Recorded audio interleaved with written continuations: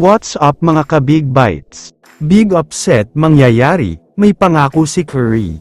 Pero bago ka sana magpatuloy sa panunood ay huwag mong kalimutang mag-subscribe sa aking YouTube channel.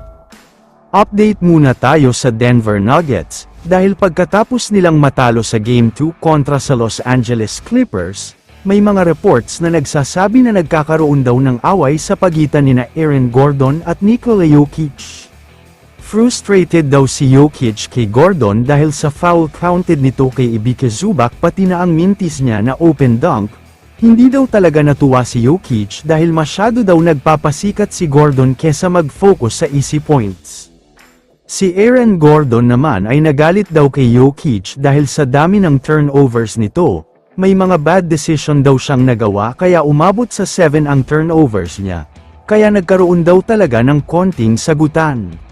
Samantala, lumipat na tayo ngayon sa balita tungkol sa Golden State Warriors at Houston Rockets. Alam naman nating lahat na 1-0 na ang serye na ito, at nang ibabaw talaga sa Game 1 ang championship experience ng Warriors. Grabe talaga sina Steph Curry, Draymond Green at Jimmy Butler sa playoffs, yung tipong dito talaga nila inilalabas ang tunay na husay nila. Kaya naman wala talagang nagawa ang Rockets sa ganda ng pinakita nila sa Game 1. Pero kung akala nyo ay dyan na nagtatapos ang pag-arangkada ng Warriors, nagkakamali kayo dyan dahil yan pa lang ang simula.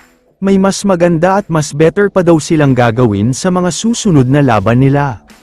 Ang goal na daw nila ay magkaroon ng major upset sa serye na ito. Alam naman kasi nating lahat na number 2 seed ang Rockets at number 7 naman ang Warriors. Kaya mukhang nangangamoy upset talaga ang mangyayari sa serye na ito. Hindi lang yan ang gustong mangyari ng Warriors, ayon sa kanila ay nasa isip daw nila ang possible 4-0 sweep. Kailangan daw talaga nilang makuha ang Game 2, dahil sa Game 3 at 4 ay pupunta na sa kanila ang home court advantage.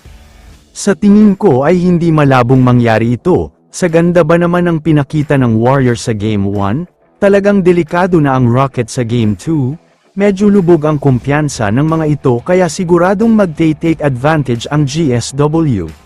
Nangako naman si Steph Curry na kung hindi man matutupad o mangyayari ang 4-0 sweep, makakarating naman daw sila sa next round, kaya asahan nating lahat na mas gagawin daw nila ang makakaya nila para manalo. Kaya naman kung kayo ang tatanungin, ano ang masasabi nyo sa balitang ito? I-comment mo naman ang opinion mo tungkol sa tanong na ito. Dito na muna nagtatapos ang video na ito.